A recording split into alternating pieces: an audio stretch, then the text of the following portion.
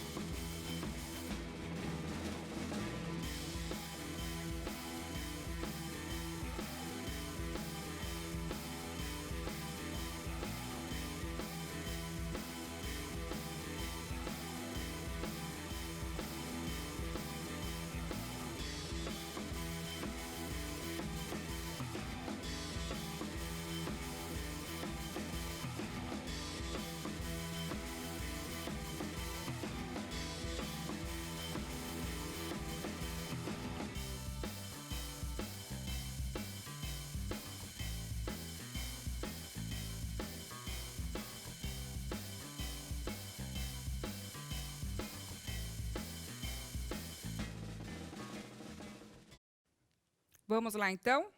A aluna Jéssica disse que 2 vezes por semana. Muito bem. Ir da cozinha vale? Vale, né, gente? Pelo menos um pouquinho já pratica. Sim, atividades físicas semanalmente, todos os dias, 1 vez por semana. Tamo junto, espero que junto com a Tayana, não comigo, gente. Olha, Vamos deve lá. estar junto com a gente, sem praticar. Regularmente, a aluna Stephanie, muito pouco. Faço caminhada 3 vezes por semana. Tem o Jonathan aqui que está falando que está andando de bicicleta, né? E assim por diante. O Ó. Ítalo, O quase Ítalo... todos os dias, né? Ah, certo. Quase todos os dias, né? 1 ou 2 vezes ando de bike, muito bom. Isso, professora. Comece a academia de novo. Isso mesmo, prof. O Jonathan também anda de bicicleta, né? Isso aí, gente. É isso aí. Alguns alunos estão praticando. Pelo que eu vi aqui, eles não estão parados, não. Que bom. Continue. Vamos para o chat. Em sua cidade, há espaços onde as pessoas possam ir para praticar atividades físicas gratuitamente? Se sim, qual cidade e qual local? Então, dá uma pensadinha aí no lugar que você mora, onde tem lugar para praticar atividade física, onde fica. Um minutinho e a gente já volta.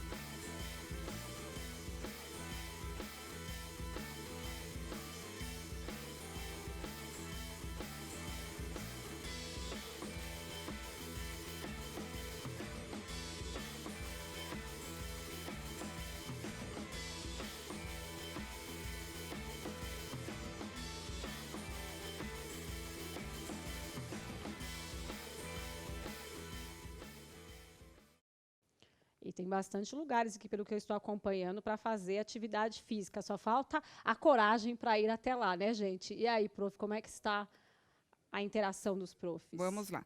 Parque do Carmel, mas a professora alerta, né, quanto à pandemia, todos os cuidados. Praça Beira Rio, em registro. Academia ao ar livre. William, sim, em Santo André, há vários lugares ótimos. Aí tem uma prof aqui que eu não estou nem um pouco de inveja, a professora Marta. Ela fala assim, em Caraguatatuba tem vários espaços de ginásticas ao ar livre em frente ao mar, né? Só isso. Pouca coisa, Pouca né? coisa. Sim, Caieiras, nas praças, ginástica, caminhada, quadras ou no ginásio de esportes do bairro.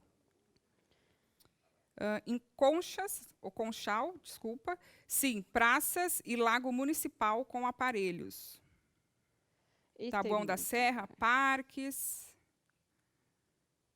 Lago Municipal em Conchal, São Paulo. Nossa, eu nem conheço, gente. Jaboticabal, alguns aparelhos de Ibirapuera, ginástica.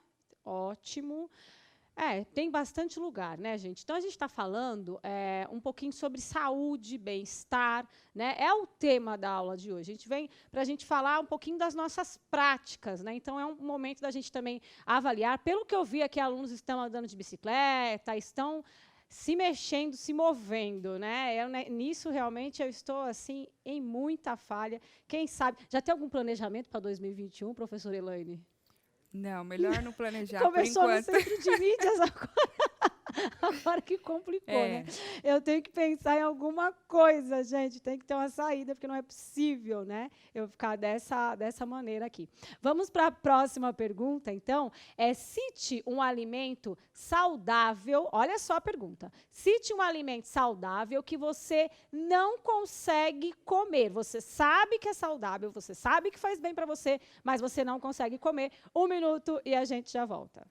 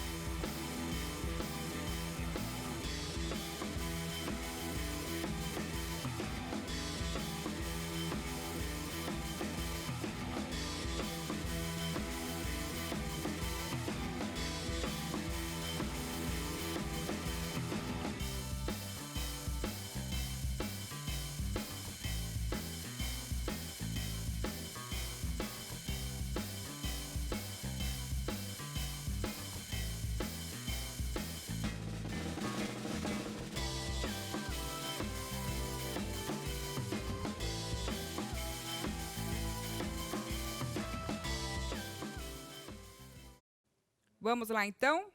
O aluno Murilo diz que não gosta de brócolis. A aluna Jéssica, alface.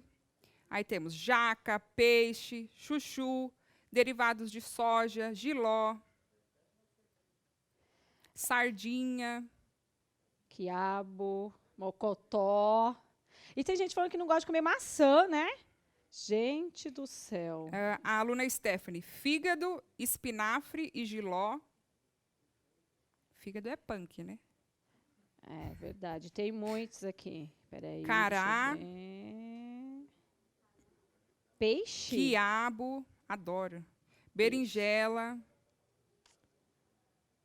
É, tem bastante aqui, gente. Eu gosto de comer maçã. Eu não gostava muito de melão, mas agora eu tô comendo. Então, acho que tá difícil uma comida hoje saudável que eu não coma, né? Tá difícil. E você, prof, tem alguma comida que é saudável que Não, você não gosta? eu gosto. Tem uma Acho que não prof tem também nenhuma. que falou aqui que tudo que é saudável, ela já ajuda. Gente, então vamos lá. Cite um alimento. Agora, essa pergunta os alunos vão disparar. Quer dizer, essa é a impressão que eu tenho. Talvez eu esteja enganada, por favor. E eu quero estar enganada. Me deixem enganada mesmo. Cite um alimento não saudável que você adora comer. 1 minuto e a gente já volta.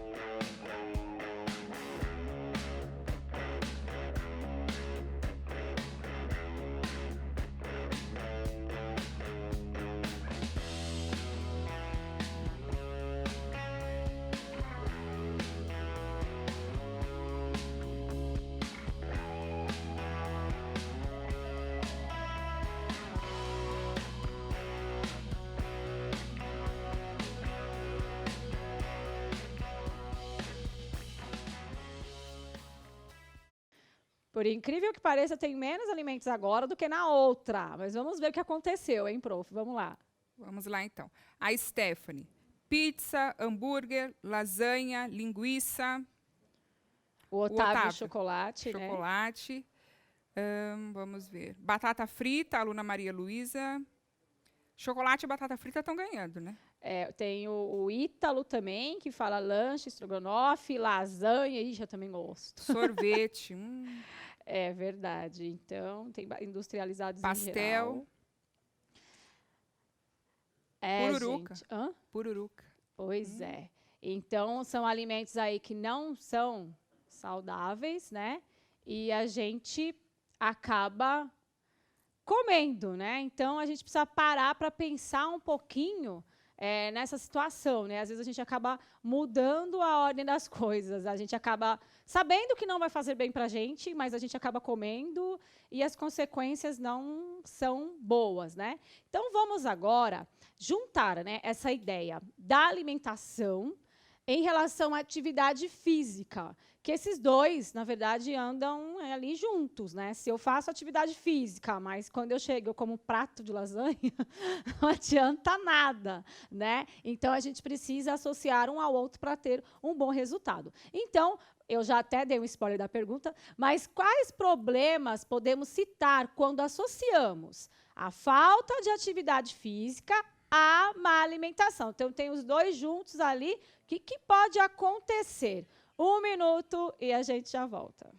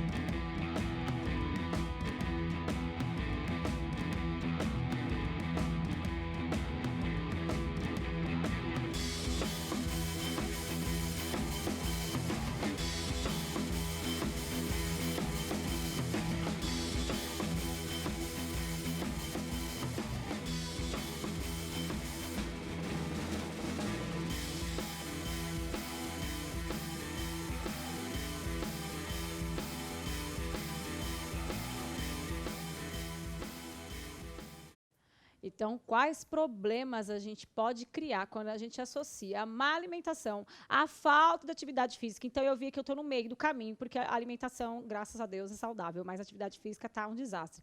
Mas se juntasse aí, né, os dois problemas de uma vez, o que ia acontecer, hein, prof? O que eles estão falando para a gente? Ó, a maior quantidade que foi obesidade, hipertensão, doenças cardiovasculares, consequentemente baixa imunidade, né? Triglicérides, colesterol. O Murilo também falou, né? Até pedra na vesícula, pedra no rim. Bastante coisa aqui.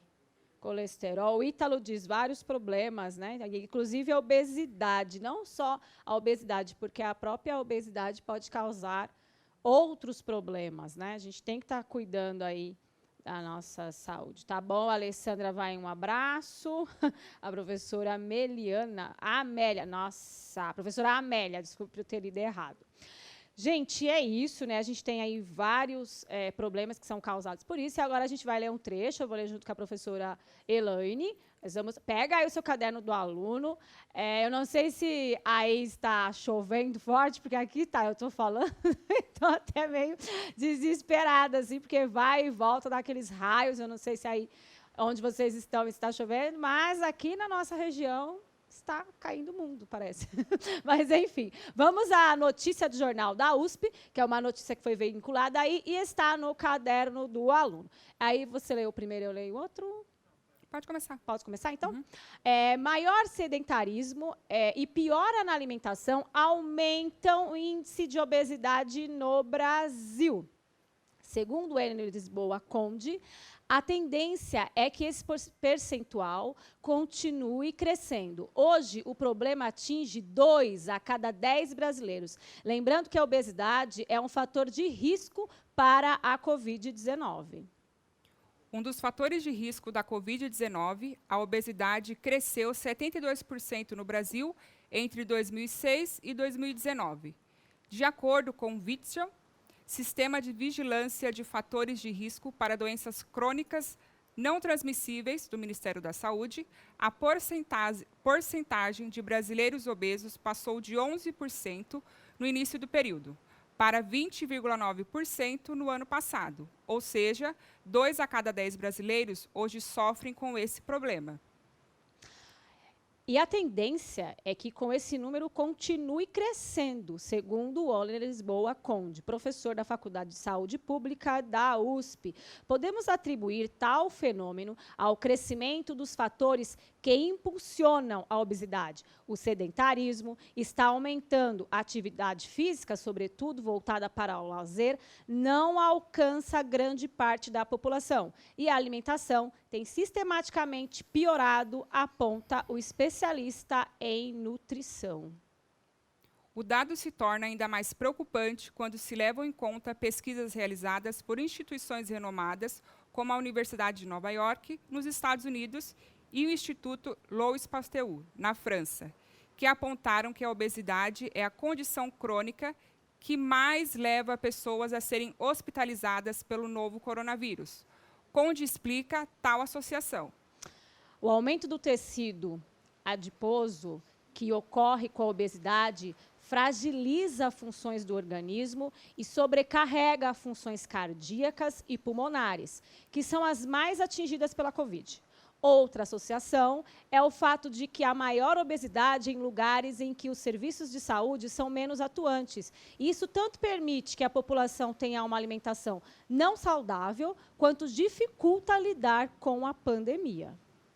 Então, gente, vocês acabaram de acompanhar com a gente esse texto. Nós vamos deixar aí um minuto para que vocês identifiquem o tema. Se vocês tiverem um caderno, é melhor, porque não dá para colocar o texto todo na tela. Eu vou deixar a pergunta mesmo. Um minutinho e a gente já volta.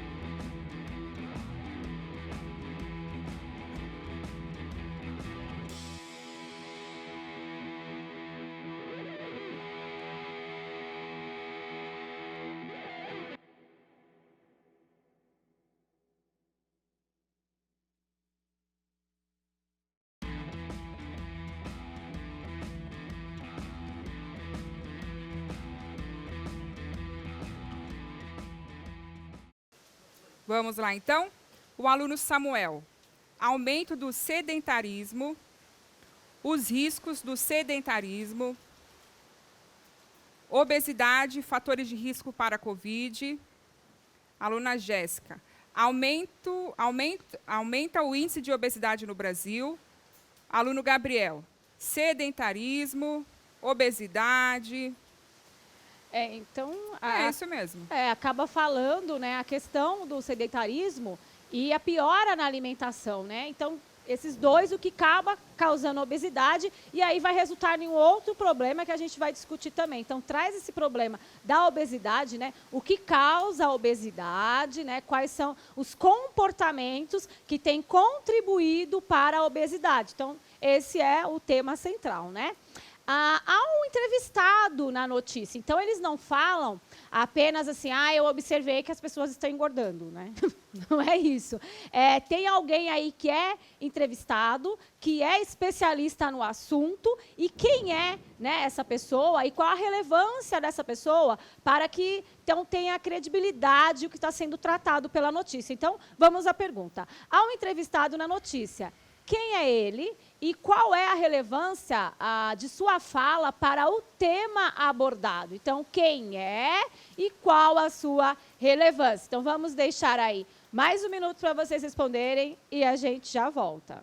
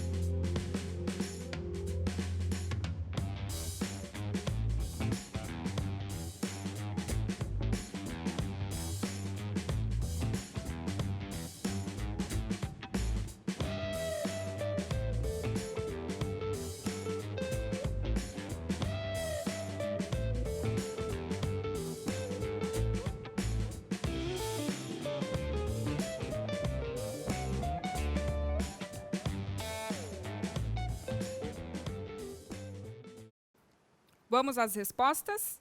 Professor Wolney Lisboa, da Faculdade de Saúde Pública da USP. Ou seja, isso dá uma maior credibilidade, um argumento de autoridade, né? Sim, né? É um argumento que acaba sendo utilizado nessa notícia que faz com que a gente observe de uma outra forma. Não é uma conversa ali da esquina, né? Você tem Um especialista no assunto, sim, né? você está respaldado no que você está falando. Não no grupo da família, né? No grupo da família do WhatsApp. Então, sempre voltando para os alunos. Inclusive, eu quero parabenizar novamente a Bianca, que no final da aula passada me mandou uma notícia falando lá dos embaixadores aqui do CMSP, que eles construíram lá um perfil no TikTok e estavam divulgando, né? Trazendo os alunos para as aulas, incentivando essa participação. E ela fez a notícia a partir do que a gente colocou ali. Então, lembra que na outra aula a gente foi montando uma notícia e tal, e agora a gente está estudando um pouquinho mais sobre essa notícia, né? Como que ela é formada, quais são os elementos e como que eu posso incrementar essa notícia, como é que eu posso deixar essa notícia com uma cara que tenha mais credibilidade, né? Que eu consiga dar embasamento para a minha notícia. É claro que a notícia da Bianca era uma notícia simples, então não precisava ter um especialista no assunto, porque eles mesmos estavam criando, mas se vocês quiserem, inclusive, dar uma olhada na notícia que ela colocou, a gente já compartilhou lá no nosso feed, né, no nosso Instagram, Língua Portuguesa CMSP_M, e mais atividades dos alunos vocês podem mandar para a gente, que a gente compartilha com muito prazer. Então, voltando ao tema, eu preciso, para dar uma credibilidade maior para aquilo que eu escrevo, é sempre bom buscar referências, é sempre bom dar uma pesquisada, é sempre bom buscar ali especialistas no caso, esse tema seria obesidade. Então, eu vou procurar alguém que tenha conhecimento nessa área e trazer a fala dessa pessoa para a minha notícia, tá? No caso. E aí, quando eu trago a fala de um especialista para a notícia, ou eu trago a fala, né, de uma autoridade no assunto, eu trago uma outra fala, eu tenho duas formas de trazer essa fala para o texto que eu estou colocando. Então, eu posso escolher duas formas que a gente sempre trabalha nas aulas, mas é bom relembrar. Então, quem vai fazer a notícia, no caso? É você. Você vai falar de uma terceira pessoa que está envolvida ali no assunto, que entende do assunto, e essa pessoa, a fala dela, pode aparecer de duas formas. De uma forma direta ou de uma forma indireta. Vamos ao exemplo do discurso direto primeiro. Segundo o Oney Lisboa Conde, a tendência é que esse percentual continue crescendo. Depois, eu vou fazer um questionamento para vocês. Observem agora, né, quais são os aspectos, o que eu tenho aí, os professores já podem ir comentando com os alunos, quais são os aspectos que mostram para mim que esse discurso é indireto, tá? Eu não vou dar resposta porque eu vou fazer essa pergunta daqui a pouco. Então, tem alguns elementos que ele acaba, como eu disse, eu já dei uma dica. Eu estou fazendo entrevista, mas eu trago uma terceira pessoa para o meu discurso. E aí eu faço o discurso indireto, certo? Esse é o exemplo do discurso indireto. Eu vou passar para o direto agora, tá? Agora vamos para o discurso direto. Então, Conde explica tal associação. O aumento do tecido adiposo, que ocorre com obesidade, fragiliza funções do organismo e sobrecarrega funções cardíacas e pulmonares, que são as mais atingidas pela Covid-19. Outra associação é o fato de que há maior obesidade em lugares em que os serviços de saúde são menos atuantes. E isso tanto permite que a população tenha uma alimentação não saudável, quanto dificulta lidar com a pandemia. Então, olha a diferença. Eu vou até botar na tela de novo. Discurso indireto.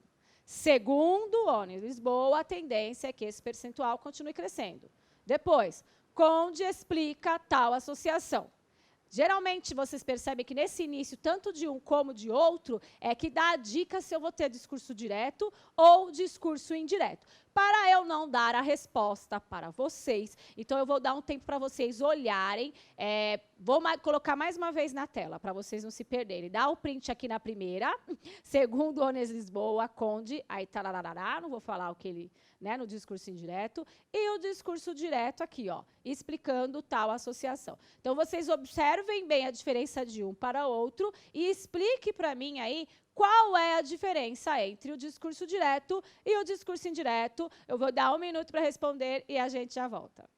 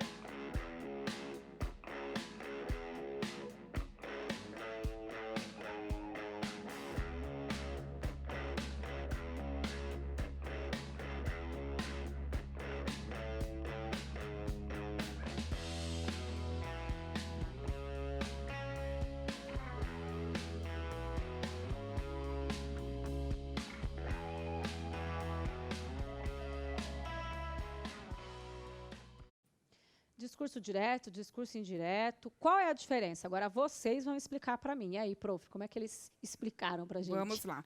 O Jonathan disse, porque não é a fala do próprio professor, ou seja, é reproduzida a fala do professor.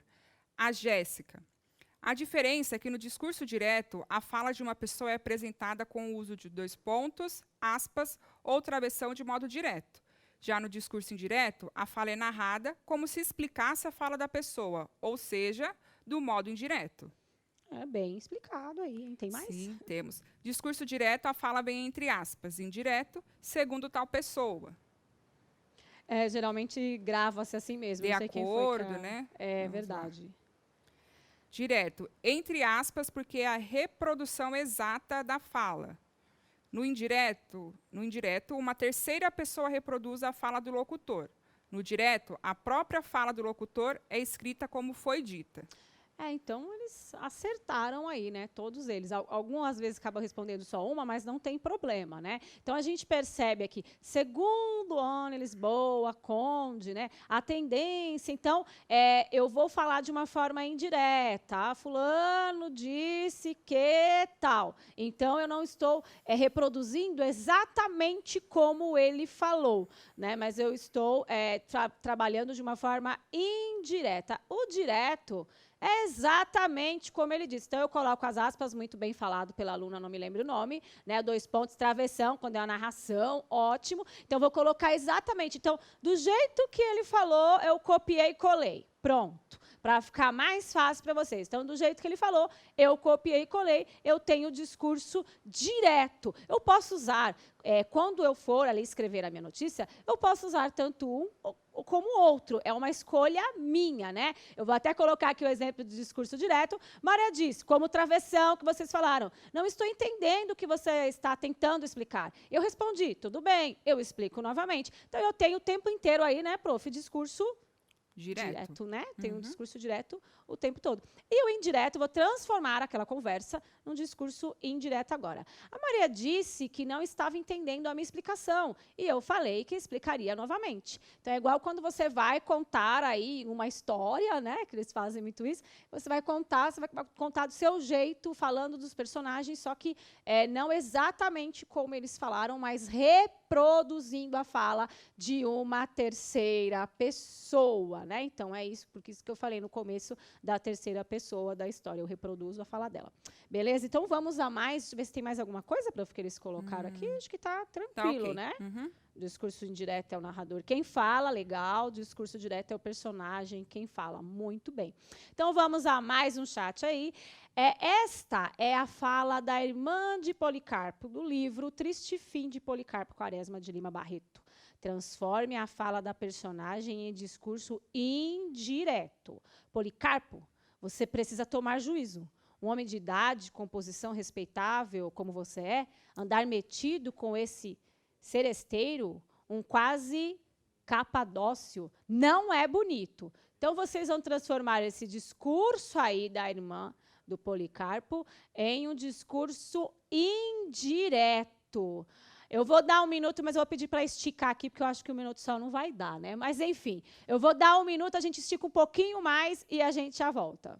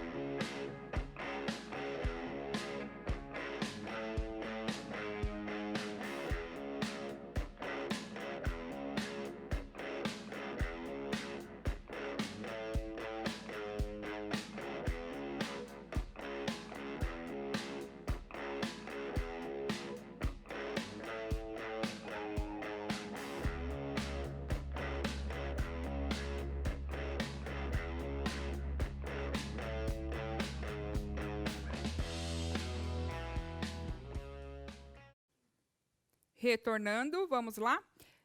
A Jéssica disse: Armando Policarpo disse que ele precisava amadurecer, porque um homem da idade dele, com uma posição respeitável, não deveria andar com um seresteiro, pois não era bonito. Muito bem, Jéssica. Jéssica acertou em cheio, né? Vamos ver aqui mais uma. Armando Policarpo disse-lhe que ele precisava tomar juízo, pois, segundo ela, um homem de idade com posição respeitável como ele, andar metido com aquele seresteiro, um quase capadócio, não é bonito. Muito bem. Tem um da Procláudia também, que ela fala assim, segundo a irmã de Policarpo, ele precisava tomar juízo. Ela jogou esse esquema que a gente falou, né? Segundo fulano, ficou interessante também. Gente, cuidado para não fazer, igual aqui, ó, Policarpo, você precisa tomar juízo, entendeu? Aí você fez o discurso direto de novo. Entende? Você tem que fazer indireto. A irmã de Policarpo disse que ele precisava tomar juízo. Olha lá, põe na tela, por favor. Você precisa tomar juízo. Esse você precisa tomar juízo tem que sair daí, né? Que ele precisava tomar juízo. É aí que está a grande pegada da situação. É aí que eu tenho que mudar, tá? Então, segundo a irmã de Policarpo, ele precisava tomar juízo.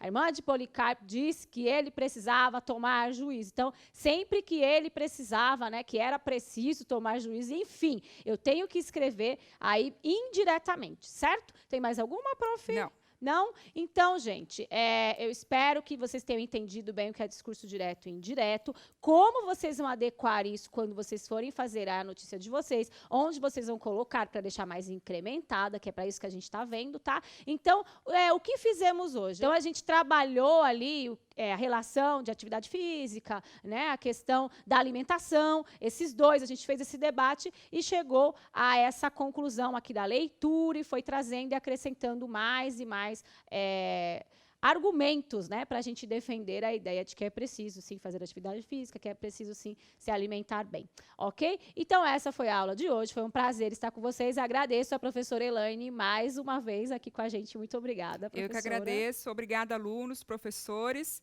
e uma boa semana para vocês aí que a gente tem pela frente ainda. Gente, até a próxima aula, avalie a nossa aula, gente, não se esqueça, e até a próxima, gente, tchau, tchau.